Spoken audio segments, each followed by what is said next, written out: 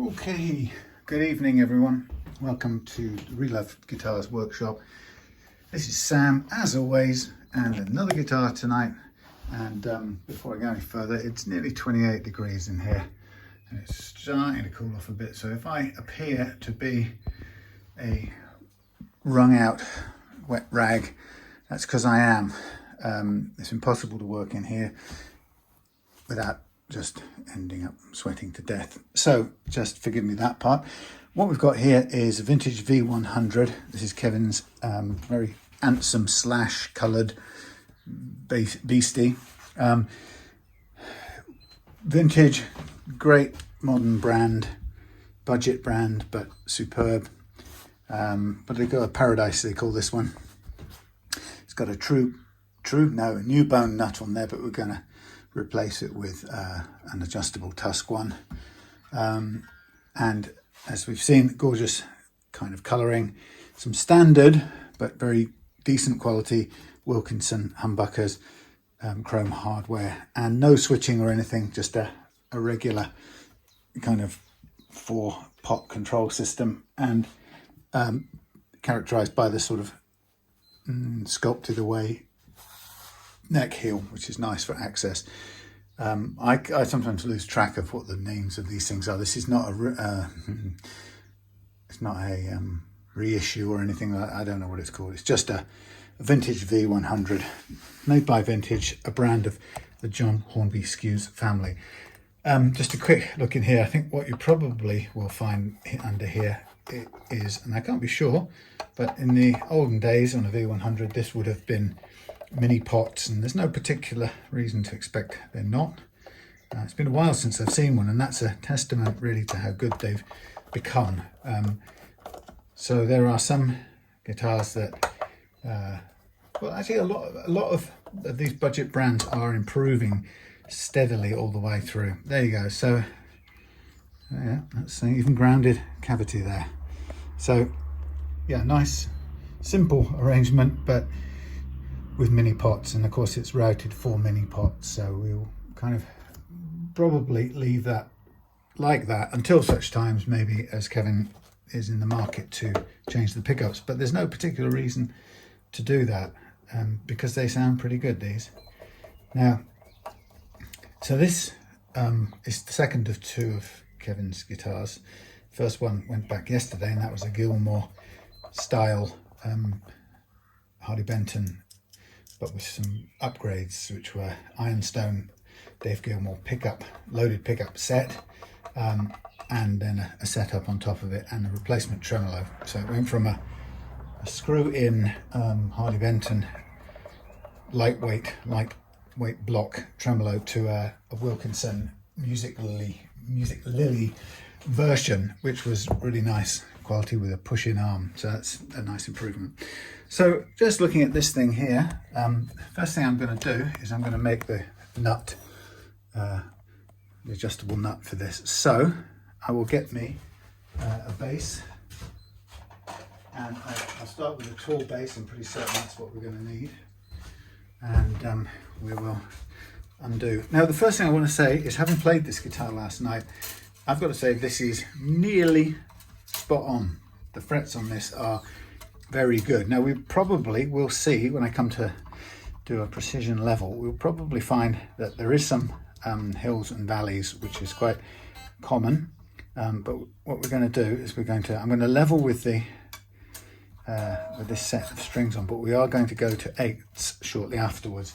So the first thing I'm going to do, and Vintage have caught me out in the past, when you remove the nut, a Vintage, the way they fit the nuts and then they do the spray on the Vintage headstock after they fit the nuts can catch you out, meaning if you tap it off, it is possible sometimes. I'm not saying it's a commonplace thing now. I think they've changed it by the looks of this, but in the older models, if you tap that off, you could end up pulling off that material there. Now I'm going to kind of cross my fingers and hope this is as it looks structurally, and that we should be able to just gently encourage it to come off like that. It takes a little bit of wood with it. This is quite commonplace. and then we'll do a little bit of sanding there in a minute to flatten it out. Now this, what we can do is, just to help us along, we can take a measurement of the nut size here. Let's zero it, and we're looking for, get it clean here, 6 dead, 6 on, dead on, and this one's looking at about 6.2, 606, so it's very, very close to fitting. Now what I'll do is, once we fit in this thing, our adjustable thing, then we should be close, not needing too much adjustment. I'm just going to tidy up the end of this Tusq insert. Come with a little manufacturing tab sometimes. Right, now also what I need to do for this is to cut a tiny piece of brass.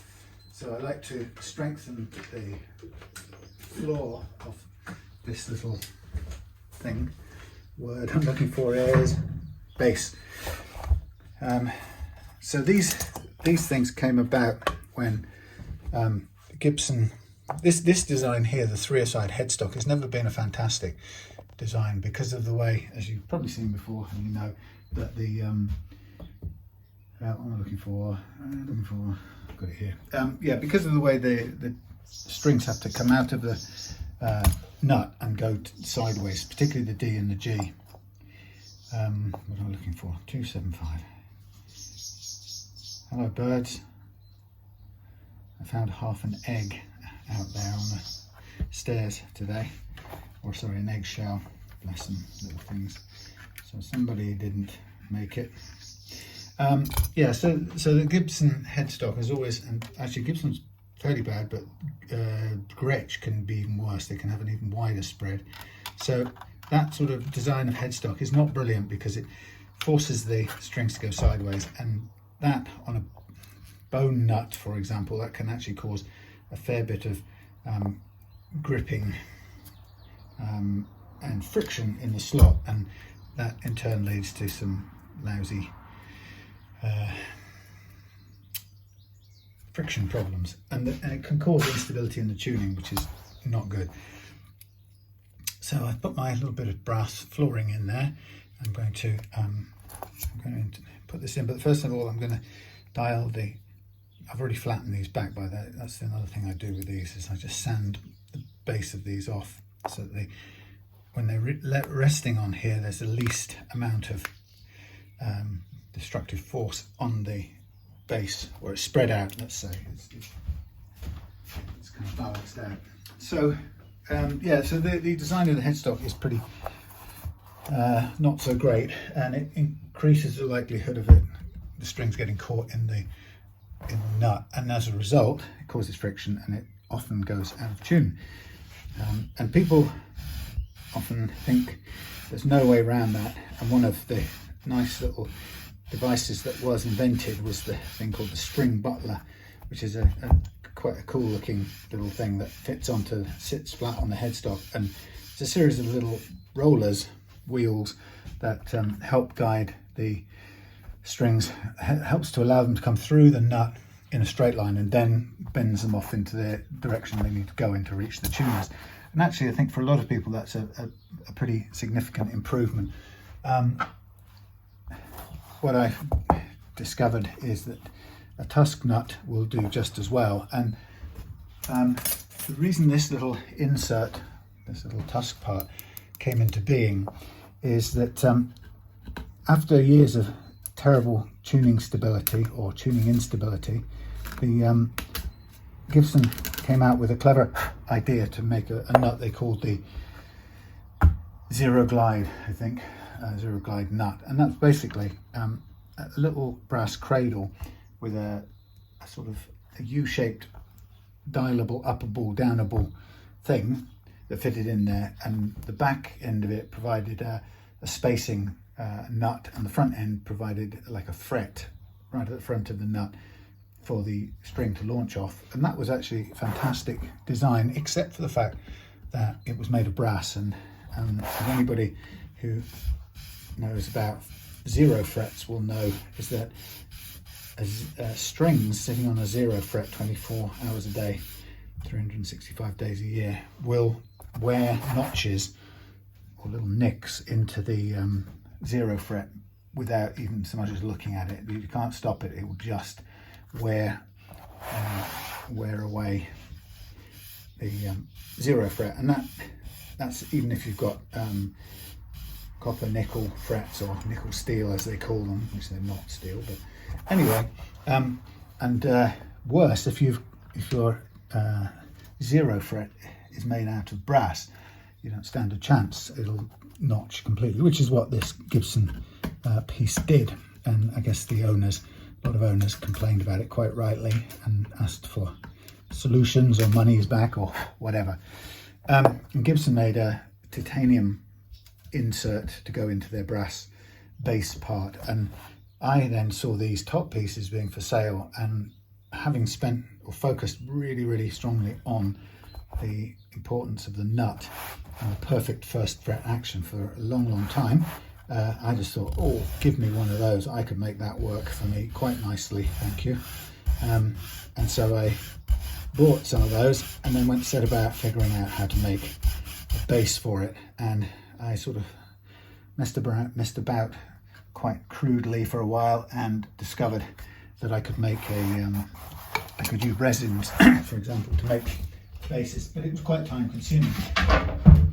But having said that, it was still absolutely worth doing, because the result I found was so good that it meant that a Gibson with a combination of this nut and correct stretching of the strings, a Gibson and or a 3-a-side headstock guitar could play without any tuning issues at all, which was a real revelation for people. So I started making this adjustable Tusq nut a sort of centerpiece of many of my setups, so that on any 3-a-side guitar like the vintage V100 or Epiphones and so on and similar things, I was forever, to this day I replace the nut with an adjustable, which gives a great tuning stability. Now what I'm doing here, just for a minute, is I'm just gently trimming this nut down to fit. Now the way I like to do this is so that when the nut is in place, I want the strings to sit flat on the first fret, and then if they start out there, then I dial up the adjustable nut base to the action that I want. So I have to sort of thin it down to get it onto the nut shaft correctly, and also to carefully sand it down from the bottom to make sure that I can get to the correct starting height. Now I can still tell this is a little bit high, so I'm going to keep taking it down. This is quite challenging, because this stuff here is it's 3D printer plastic, so it's kind of built up in a strange sort of stringy filament construction, so it behaves a bit like a string sometimes. So when you come to sand it back, it doesn't behave like you necessarily want, like, I don't know, bone or something like that. It doesn't create an easy dust, but it's not impossible. And I do have a couple of different sizes. I think the low one would be too low for this, so I'm working with this one, and I'm going to take this one down. When we get down there, it will hopefully start at the correct height above the first fret. Okay, a bit more to do still. So a lot of effort goes into getting this right. For good reason that it's such a massive improvement to not only have great tuning stability, but also to have the correct first fret action, which without using this adjustable one, the first fret action was achieved by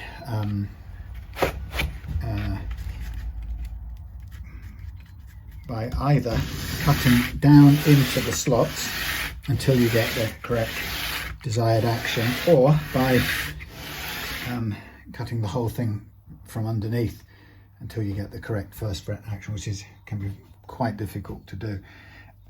It's possible to do, and it takes a long time because it's so finicky, and I would spend that time doing it. But the nice thing about having the adjustable one is that providing we get the start point right, then we have no problem just dialing up to the correct action that we want afterwards. So when you're sanding, it's mainly all about making sure that as you're sanding, you're keeping the sanding perpendicular to the nut shelf. Now I'm noticing this one's just sort of working its way off a little bit off thingy. So I'm just going to lean it forward and train it back into the perpendicular a little bit.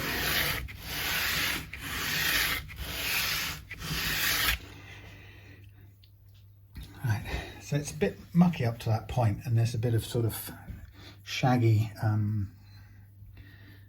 plastic at the bottom of this right now, but it's fine because once we'll trim it off. Now, if I think I'm close to the size I need, and what I can do is bring this back into view.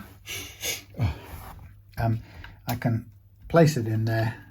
What I want to do is just, whoa, spin it. I just want to take off the little lip of plastic on here so it's nice and smooth. Do it on the other side as well. And then go to the thin lower grade grit paper. I'm just sort of fine tuning it, and then we'll also fine tune it on the back like so. Right, that's a nice smooth object. So what we can do now is just place it in there, and we can get the D and the G string just to hold down, and then we can tighten them up and see where the string falls. Now, of course, if you don't tighten both of them, it goes off to one side or the other. So this is still showing up as a fraction too tall as a start point. And if you look, you can see close up. See close up, there's a very small gap there. It is actually quite small. So let me just zoom out and check with my mirror what we can see. So I have a little bit more to do, but not a lot. Now, at some point you get to a place where I would have been smarter to have started out with the shorter base to begin with, but it's hard to know when that is. So I'm going to try and just continue it with this one. And if this nut base kind of breaks down and we go through the bottom of it before we get to the height that we need, in that case we just go for the lower one and start with that. It's a little bit difficult to know,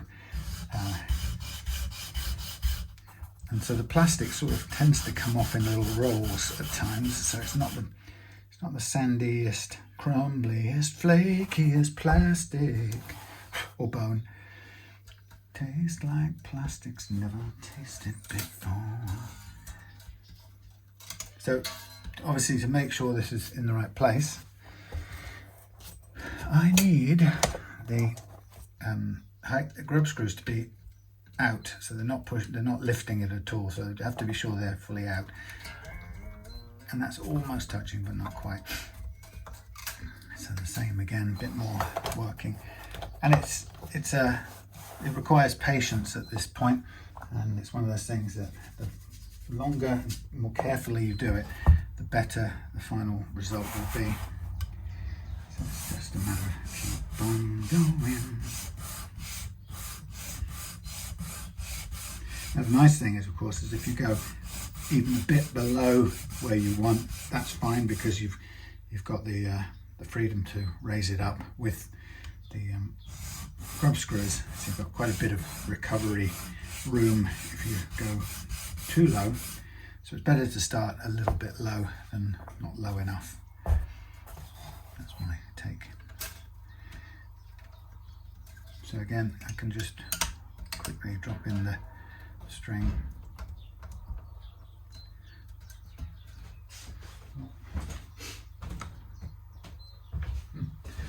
quite there yet.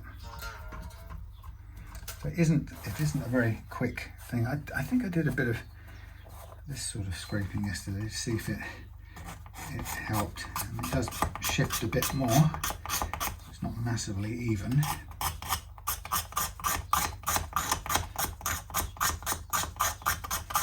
But it might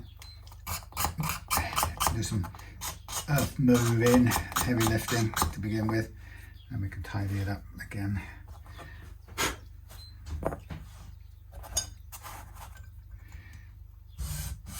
I don't ever take it to the, not this material, I don't like to take it to the sander, because it just wouldn't get on with it. It would heat it up into a sort of melted blob of stuff, which we can do without.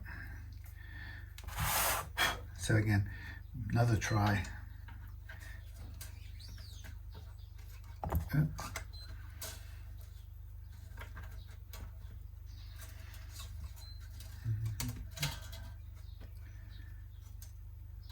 along.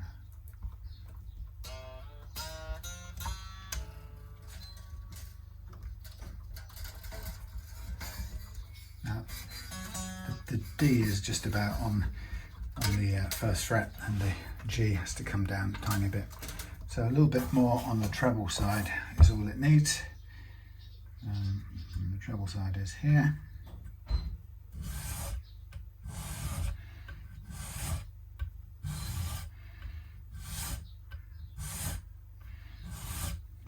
Again, checking for the general flatness of it, which we need.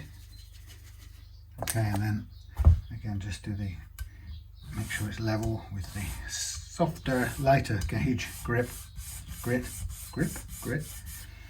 and then a little bit on the edges just to take away any burr, tidy it up, and I think you should just about be there. Okay, that's the front facing there. So, before I do that, I'm going to mark up the frets ready for leveling. So they are a bit grimy, the frets, so they could do with a clean up.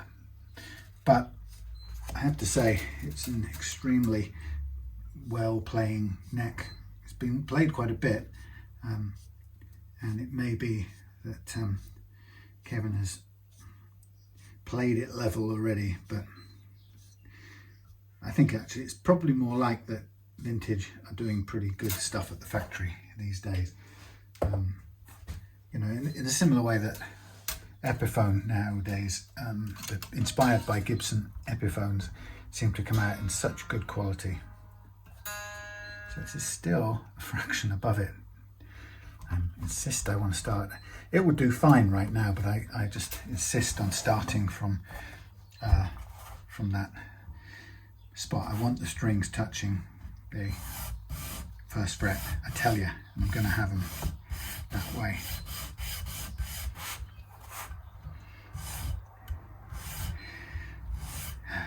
Come on, the last bit.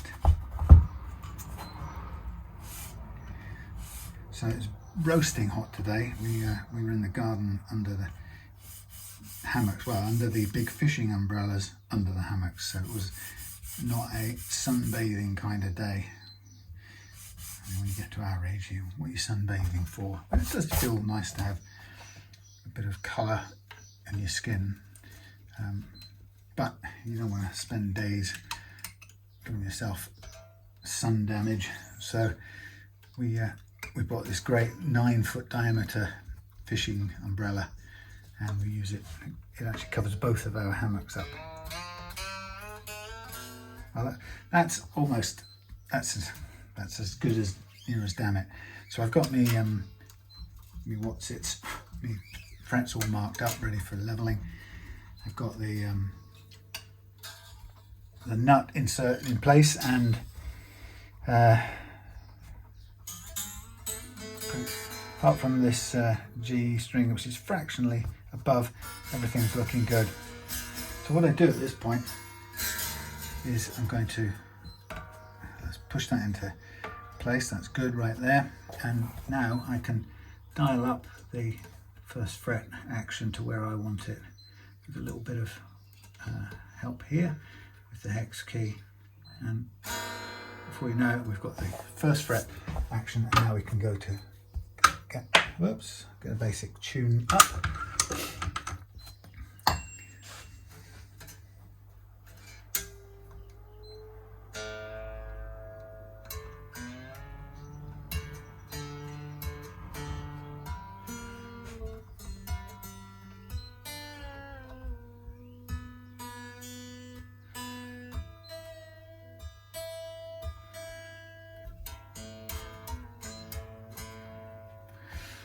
Okay, so I'll do another stretch and then we'll tune up again and we'll be ready to go. I will check the last fret action and I'll check the neck relief. I did both yesterday, but I'll check them again. Because basically, when you are leveling and setting up like this, you want to have the setup, the playability part or the action exactly where you want it.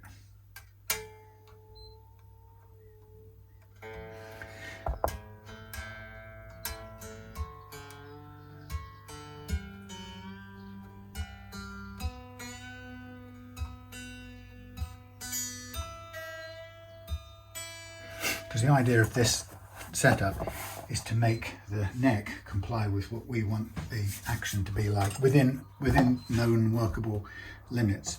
So this is already set pretty low, so I probably won't drop the action at all. We're on 1.4 across to actually 1.5 on this side, so we can take down the treble side a little bit. Now I'm planning to replace, once we've done all of this, I'm going to replace that bridge with a roller bridge later in the week, but it isn't going to be here yet, so I'll do all the setup first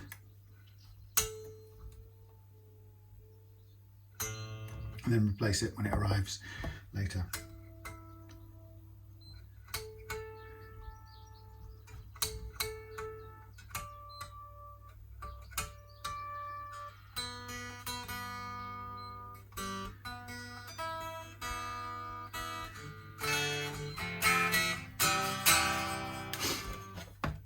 Right, we've got the action set where we want. Let's double check the relief. That's actually got a fair bit in there. I'm not saying too much. We could be cheeky and test it and give it a tiny little bit of a tighten up. What do we want? Here we go. Is this the right size? Let's get the longer one of these. 4mm. Oops, I've hit the tuning. So I'm going to put that in there and tighten a little bit. That doesn't feel so good in that socket, which is strange. I don't think it's a 5. Let's just see if it made any adjustment at all. Yeah, probably just a little bit.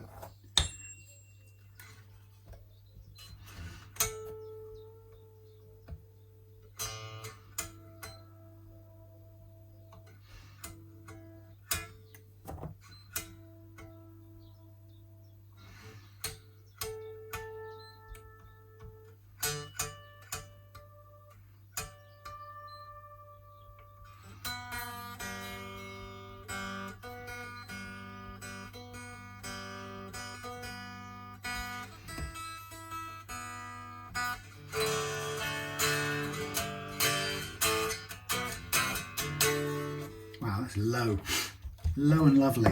Okay, so what I'm now going to do is, sweating to death, just the way it is, 28 degrees, you can't, oh, it's 27.5 now, I'm so lucky. But let's get into it, why not? So I'm expecting a nice straightforward setup with this, and I think what will be interesting is now this lovely low action, all we're going to see now is what the neck tells us about its general curvature, whether it's a smooth curve or whether it's got lots of ups and downs, hills and valleys, which is very common that it does, because most necks do. And the only one I've ever come across that doesn't or didn't was in fact the emerald carbon fibre acoustic guitar neck, and unsurprisingly, having made it out of carbon fibre, it under load it didn't do any of the bunching up that wood necks seem to do organically, so which is an amazing testament to the accuracy of carbon fibre or the consistency of it. So here we go. Now I'm just going to give this a little light going over, and I'm just going to be looking out to see what we can find out. Now I can see straight away the first 2 frets are low, not so that they create any problems. So we do have a little up and down, hills and valleys situation here. So just to tell you, there's no cutting there. So if I say black, black, silver, silver, silver, almost silver, silver, black, black, black, a little bit silver, silver, silver, a little bit silver, silver, silver, just about, and black at the end 3. So there's definitely low, high or normal, low, high again, low right at the end. So that's the topography of the neck, which is kind of surprising because you can't see it with the naked eye, and yet this neck plays fantastically well. But this is just proof of the pudding that there's still some kind of hills and valleys in it. And so what I'm going to do is I'm just going to give it a little bit of extra sort of going over at the end here where it's most. Now this one's still showing as low, and what that means is if notes fretted in there, which is in the 9th fret, could be just possibly choking out, or if you start a bend from there, it may show as a slight zizz or choke out by the time you get across to the G track, as I call it. But I mean, I played this last night and all these notes are pretty good.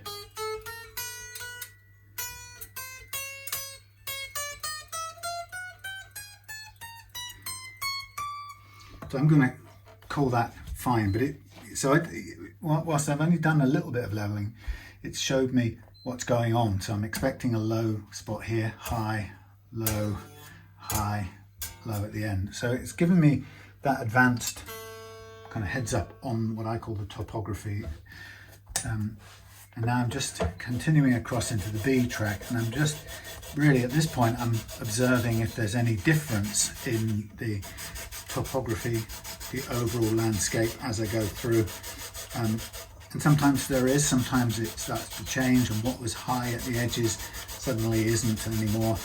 But I'm seeing here that this is reconfirming the high and low spots as seen prior. Actually, it's a little bit better. Less of a low spot, but it is hitting that 3rd fret a little hard to level these out, which is fine. I mean, not too hard, but it's hitting it harder to level it out. So we're sort of okay about now. We've got a low spot here, which we saw before. That's the 9th fret. It's definitely showing up as a low fret, which could make choke outs somewhere along the line. High or normal, low, okay, low, low, low, low. So what I'll probably do at this end is just a tiny bit longer at the far end, and I'm now pressing down a little bit with the banana tool at this end, and it's showing the 11th fret is low. So again, a note fretted on the 11th or 9th or 11th wouldn't surprise me if it has any.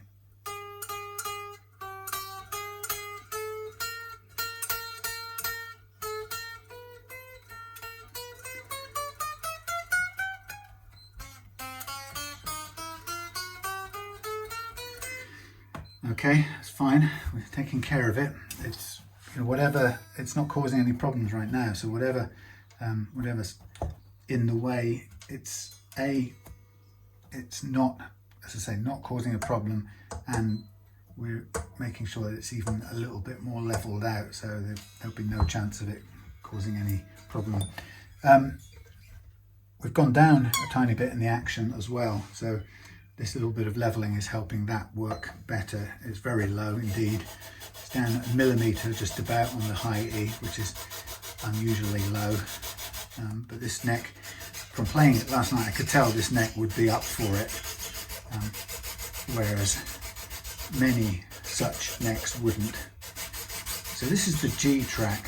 And this is one where very often, if there's an uneven fret in this section of anywhere on the G track, that's the one that tends to cause choke out on high E bends. So quite often if you've got a choke out on a high E bend, it's in the G track that you will correct it, because the string gets bent uphill. So there's your limitation of the 1mm action. Now that is choking out there, and it's on fret 10, which is showing up as a little bit low. It's just missing the top, and we're not cutting the top. So I'm going to do a tiny bit more leveling in that G track and concentrate on the 10th fret. Now I know that I've set the action extremely low because it kind of invites it, but if it comes to the point where I can't, it doesn't make sense to level any further to try and alleviate that little choking zizzing as we bent the notes, then I would call it quits and instead raise the action very, very slightly. So that's a little bit more work in that area. So what we said, the 10th.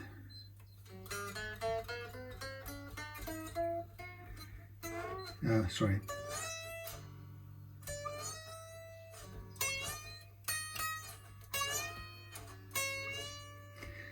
I think that's also zizzing in the B track. I'm just going to go back and do the B track again just there, just because. Let's see if we can just eliminate that. So I'm kind of concentrating deliberately on this end of the fretboard. That's where we have a little bit of a problem. Now, as I say, it's extremely low to begin with, so if we had to concede and go back up to 1.2mm, it wouldn't be a defeat. It would be perfectly back to the normal setup.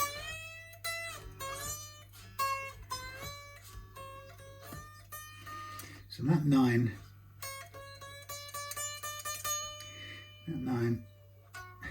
is now just choking out a little bit on there. So the 9, we knew the 9 was low before, so that's kind of confirmed it. I'll do a tiny bit more on the G now, and that will be it. We'll move on. So that's a judgment call about whether I want to do any more leveling, whether I think we're going to start hitting, or not just taking metal for precious little benefit, kind of diminishing returns. Overall, we're not in any danger of taking away too much metal, so we can afford it. And what chances are what this will still feel like is an unusually low.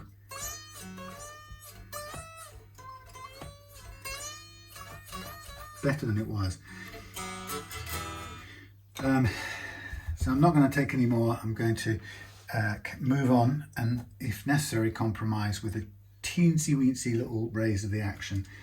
Still not even up to 1.2, maybe just 1.1 or something like that. I mean, it's hard to be exact, but I know what I mean. A tiny tweak, and you'd be amazed how much a tiny tweak will lift that high E string just over the squelchy bit, the hump in the G track. So this is some of the kind of nuances of this method that I've learned in the 8 years I've been using it. So at this point in time, I'm still doing the same process, it appears, but now I'm thinking about fret slap. And what I mean by fret slap is a funny rattle noise you get when you play notes, often accompanying a lot of notes up and down big chunks of the neck when you're playing the wound strings. And you might think, well, why is it doing that? It can't be fret buzz, because fret buzz is when there's one fret in the way, or a bit like where there's a high fret over in this G track getting in the way of the bends. That's what I would call fret buzz. But fret slap is when the mountainous nature of the neck doesn't quite leave enough room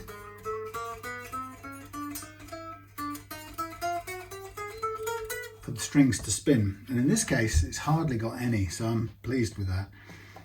But what I've found is that if we have got that buzz that accompanies, or that slap I should say, that accompanies all the big chunks of notes up the neck here, what I tend to find is that if I level and impose this let's call it a perfect curve of the banana onto the imperfect curve of the neck.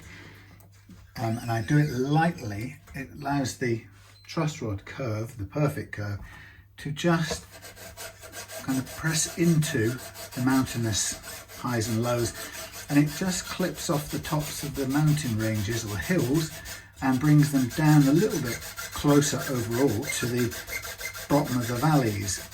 Obviously you don't end up flattening it out completely, which you could do if you wanted to, but the idea is to just do enough so that you basically return just a little bit of extra room back to your strings, the wound ones particularly, so that they can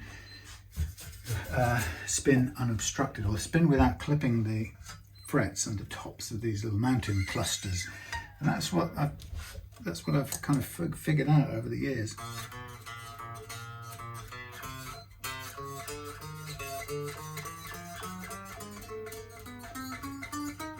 So there's a little bit of what I call slap accompanying all of these notes. And again, we are looking at an extremely low action here. I mean, this is really barely above 1. I mean, it's 1.2. It actually plays pretty well if you hit it or pluck it upwards. So I'm going to do the tiniest bit more. And as I do it, remember, I'm thinking light touch. I want this curve to sort of cut itself gently into the underlying hills and valleys. And we know that there's a low patch here, high section, and very low at the end. So we're trying to just tame these bits here. And so therefore I do my best not to press down too hard. I'm just trying to use the natural, nicely smooth, progressively curved truss rod to just give us back that little bit of space.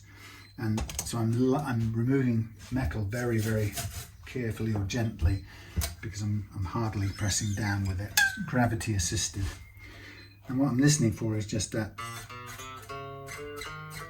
slight improvement.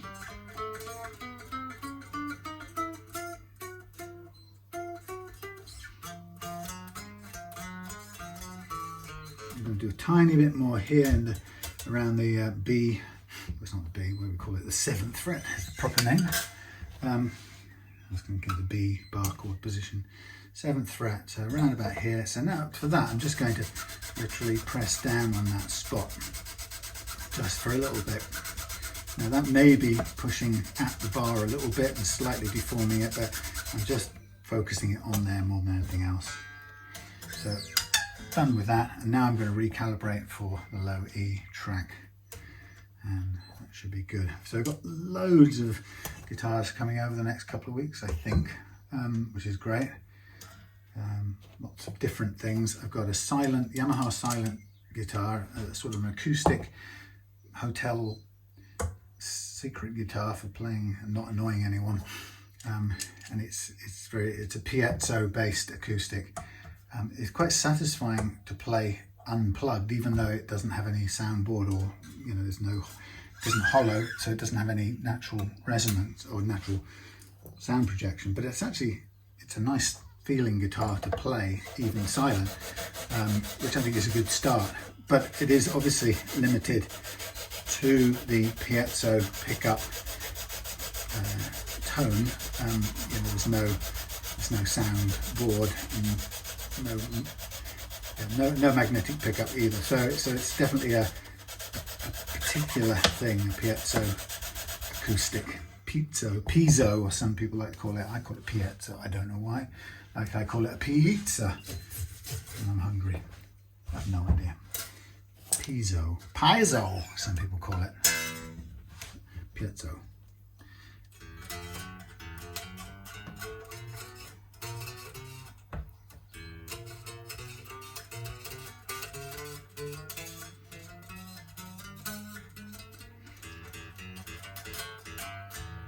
Now, I'm just noticing that my action down here is non-existent really, so I'm just going to crank this up a little bit more.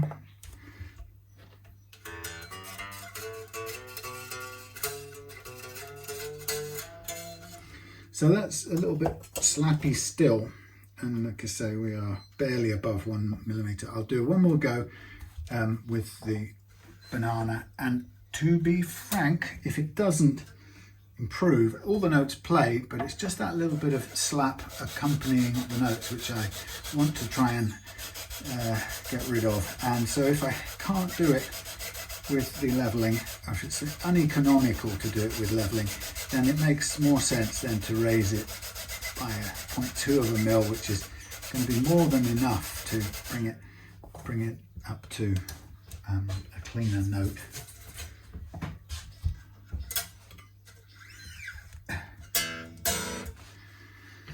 Let's just have a tune.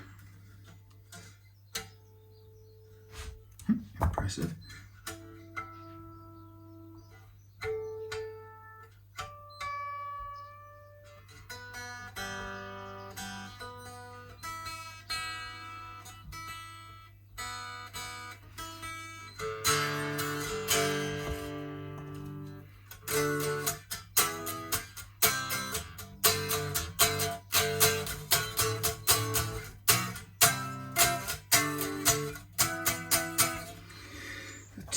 Tiny bit of fret slap accompanying that, so I'm going to raise this by a fraction. It's probably, what is it now, it's 1.3 mils, if that.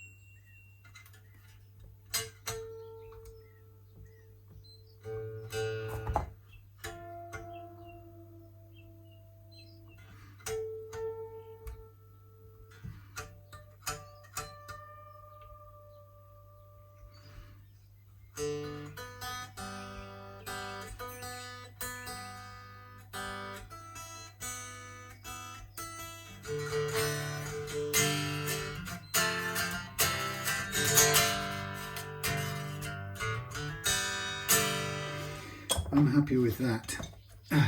Fraction higher than we started with, but that's okay.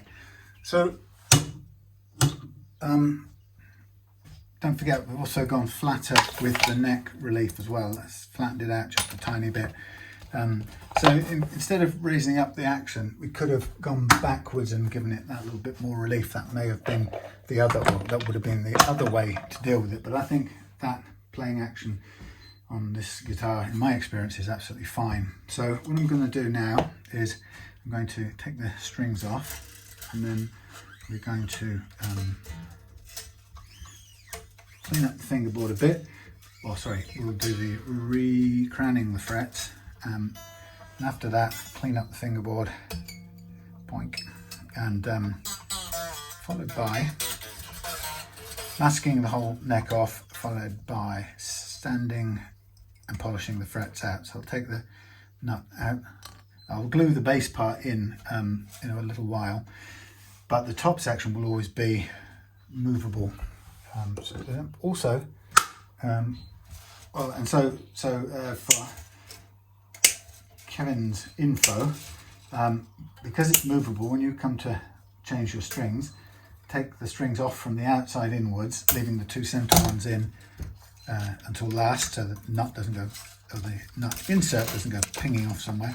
And then the other way around is when you come to fit the strings after string change, put the two middle ones in first, the G and the D, and then work outwards, so again that the nut stays in place and doesn't go pinging off in some crazy direction. Now this obviously is going to change a little bit when we put the 8 gauge strings on, and that may, because of the way they spin and they're looser, they may spin in a larger, or they will spin in a slightly larger pattern, so we may have to re-look at the neck relief with those strings on. But at least we've leveled it now so that we know that under load it's level, and it'll be only a very small adjustment necessary if at all. So what I'm just going to do now is to level off the frets. I'll do the recrown the frets. So what I'll do is I'll do the polishing stuff off camera, and actually we'll pause here because the next thing we'll do after that is come back with the new bridge, and I won't put the strings on until I've got the new bridge because I don't want to be stressing them over the saddles here and then you know, wearing them out, since they're nice new strings, but they're also delicate ones, being 8s. So we'll leave that for the next session. So with the crowning part, it's pretty straightforward. We use the time-honoured Tusq, thank you buzzer, Tusq crowning file. And the idea is we run the file over the top of the fret and remove the marker pen off the sides, the edges of the flat spot, and we just work it so that the black mark gets thinner and thinner, but we want to leave the black mark as thin as possible down the centre, because it means that we have reshaped the fret back into its nice arch form without lowering the action or lowering the height of the playing part of the fret, and that means that we still preserve the relative levelness that we've just got through the levelling process. So it's pretty critical to use this method to indicate that we haven't ground down the top of the fret any further. So as long as I leave that little thin line of black marker pen on the top, we're good. And even if I just scuff it once and make it just disappear, as long as we stop at that point, we're also good. So I'll just carry on all the way to the end of this, and then it'll be camera off and lots of fun with some masking tape and some blades cutting up paper. And you can see that this neck will do with a very good clean, because it's got a lot of clay goo built up on it from being a much loved instrument. So there are limitations with levelling. So you know, there comes a point where you can't, if you've got a very low action, you're trying to get a very low action with a very flat neck profile, then you have to be more accurate with your levelling. But it comes to a point where if you're not getting it the way exactly how you want it with levelling, then it just makes sense to stop and compromise in one of the other directions. And the compromises, as you could see, was only because we were lower than the normal target action. So we were sort of pushing this one a little bit hard because it had, you know, it's a good neck, and it felt like it was worth trying to push it a bit harder. So we still are a bit lower than, or quite a bit lower than many 12-inch radius Les Paul style guitars, and it would play very nicely at that, but it didn't quite work out at 1mm on the low E. My experience is that the only time that really works is either occasionally on a laminate neck with almost no longitudinal compression, or very little, or also on certain SGs, where something about the construction of the bulk of the neck being outside of the bulk of the body means that the neck tends to respond to a truss rod in a single sort of smooth linear fashion, and some reason that makes if it bunches more evenly, or the compression seems to affect it in a more linear fashion. So I've had lots of SGs, even vintage SGs, same as this brand, that quite comfortably